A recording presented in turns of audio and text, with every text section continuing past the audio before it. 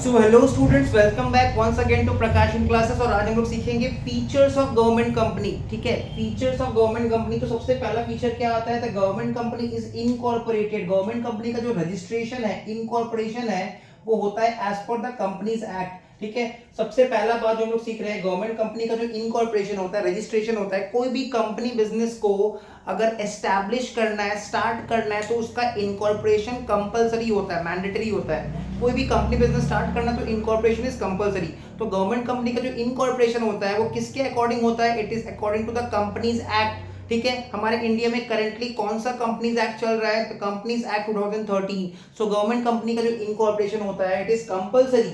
ठीक है, और इनकॉर्पोरेशन किस एक्ट के अकॉर्डिंग होता है? गवर्नमेंट कंपनी का इनकॉर्पोरेशन अकॉर्डिंगली होता है according to the companies act. दूसरा बात लिखा है, तो government company has a separate legal existence. Government company का सेपरेट लीगल एग्जिस्टेंस है, मतलब गवर्नमेंट कंपनी अपने नाम पे प्रॉपर्टी एक्वायर कर सकता है, अपने नाम पे लायबिलिटीज इनकर कर सकता है, किसी के साथ कॉन्ट्रैक्ट में एंटर कर सकता है। ठीक है, क्या क्या कर सकता है? अगर सेपरेट लीगल एग्जिस्टेंस होता है तो गवर्नमेंट कंपनी या फिर कोई भी बिजनेस ऑर्गेनाइजेशन सेपरेटली किसी के साथ कॉन्ट्रैक्ट में एंटर कर सकता है, अपने नाम पे प्रॉपर्टी एसेट्स परचेज कर सकता है और लायबिलिटीज इनकर कर सकता है। क्लियर? तो यही बात लिखा हुआ है, the government company has a separate legal existence, thus it can buy and sell property। Property खरीद सकता है, प्रॉपर्टी बेच सकता है, enter into contract, कॉन्ट्रैक्ट में एंटर कर सकता है in its own name।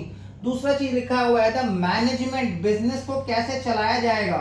ठीक है, गवर्नमेंट कंपनी कैसे फंक्शन करेगा, उसका प्रोसीजर क्या होगा, वर्क एनवायरनमेंट क्या होगा, ये सब कौन किसके अकॉर्डिंग डिसाइड होता है? As per the provisions of the companies act. ठीक है, management of government company is determined as per the provisions of the companies act. तो पहला पॉइंट क्या है? Government company is incorporated under the companies act. ठीक है, दूसरा point क्या है? The government company has a separate legal existence. इसका मतलब गवर्नमेंट कंपनी अपने नाम पे एसेट परचेज कर सकता है, लायबिलिटी इनकर कर सकता है, प्रॉपर्टी सेल कर सकता है, प्रॉपर्टी परचेज कर सकता है, किसी दूसरे के साथ कॉन्ट्रैक्ट में एंटर कर सकता है। ठीक है, management of the government company is according to the companies act. Third fourth point लिखा हुआ है, गवर्नमेंट कंपनीज आर एग्जेम्प्टेड, मतलब इनको बहुत ज्यादा अकाउंटिंग ऑडिट करवाने का दरकार नहीं पड़ता है। गवर्नमेंट कंपनी को एग्जामिशन मिला हुआ है, गवर्नमेंट कंपनी को बहुत ज्यादा अकाउंटिंग का काम, ऑडिट करवाने का झमेला नहीं रहता है। ठीक है, however an auditor is appointed by the central government. Government company का ऑडिटर को कौन अपॉइंट करता है? Central government. गवर्नमेंट कंपनी का ऑडिटर को कौन अपॉइंट करेगा? Central government. और एक एनुअल रिपोर्ट मतलब ऐसा रिपोर्ट जो पूरा साल में एक बार बनाया जाएगा, एनुअल रिपोर्ट हम लोग प्रेजेंट कर देते हैं इन द पार्लियामेंट और स्टेट लेजिस्लेचर।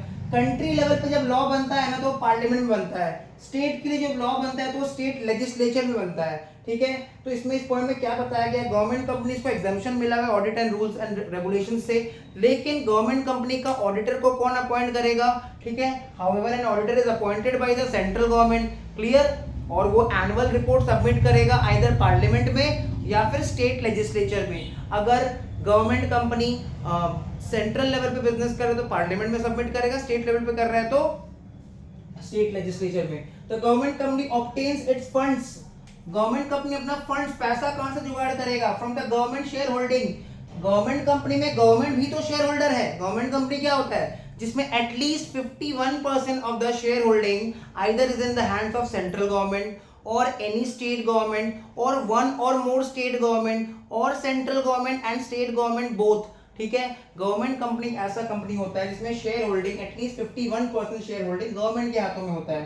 तो क्योंकि गवर्नमेंट शेयर होल्डर है तो गवर्नमेंट पैसा भी तो इन्वेस्टमेंट करेगा, तो पैसा कहां से आता है? गवर्नमेंट शेयर होल्डिंग से आता है। And also it can raise the funds from the capital market. Capital market का मतलब क्या हो गया? Stock market. जैसे हम लोग शेयर्स खरीदते हैं बेचते हैं स्टॉक मार्केट से, वैसे हम लोग गवर्नमेंट कंपनी का भी शेयर्स परचेज कर सकते हैं। ठीक है, कहां से? स्टॉक मार्केट से। तो वहां से भी कंपनी के पास कैपिटल आता है, फंड्स आता है। तो कंपनी का file a suit in court of law. Company किसी भी थर्ड पार्टी के अगेंस्ट में केस फाइल कर सकता है, क्योंकि सेपरेट लीगल एग्जिस्टेंस है। गवर्नमेंट कंपनी का सेपरेट लीगल एग्जिस्टेंस है, इसलिए गवर्नमेंट कंपनी दूसरे के नाम के ऊपर, थर्ड पार्टी के नाम के ऊपर केस फाइल कर सकता है। और तीसरा पर्सन, कोई एक्सटर्नल पार्टी भी गवर्नमेंट कंपनी के ऊपर केस फाइल कर सकता है, गवर्नमेंट कंपनी को स्यू कर सकता है। ठीक है, तो गवर्नमेंट कंपनी क्या दूसरे के ऊपर केस फाइल कर सकता है? यस। एंड क्या दूसरा गवर्नमेंट कंपनी के ऊपर केस फाइल कर सकता है? Answer is yes. क्लियर। उसके बाद क्या लिखा है, the employees of the government company में जो एम्प्लॉइज है ना उनका जो अपॉइंटमेंट होता है वो कैसे होता है, according to the rules and regulation as provided under the memorandum and articles of association. तो कंपनी का जो मोआ होता है मेमोरेंडम ऑफ एसोसिएशन एंड जो ओआ होता है आर्टिकल्स ऑफ एसोसिएशन, उसमें जो रूल्स एंड रेगुलेशन मेंशन किया हुआ है उसी के अकॉर्डिंग ही गवर्नमेंट कंपनी के एम्प्लॉइज का अपॉइंटमेंट होता है। गवर्नमेंट कंपनी के एम्प्लॉइज का अपॉइंटमेंट कैसे होता है, according to the rules and regulation as given under the memorandum and articles of association of the company. तो फीचर्स ऑफ गवर्नमेंट कंपनी में हम लोग को यही सारा पॉइंट्स याद रखना है। मिलते हैं नेक्स्ट वीडियो में।